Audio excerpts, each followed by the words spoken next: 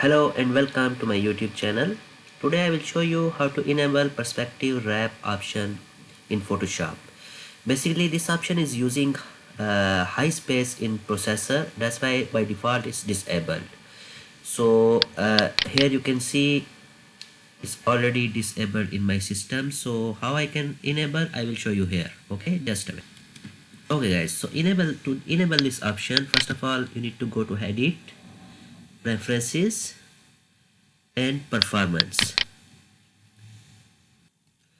In performance there is option advanced, use graphic processor, and there is advanced setting. Okay, just enable this option, use graphics processor to accelerate computation. So click this option and okay. After that select the object you want to wrap. Okay, go again edit. Now you can see the perspective wrap option is enabled. So always go to preferences to fulfill that option.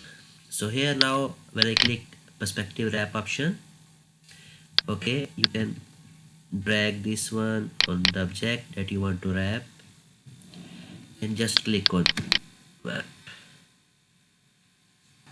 You can see now it's giving you options to wrap this one on box.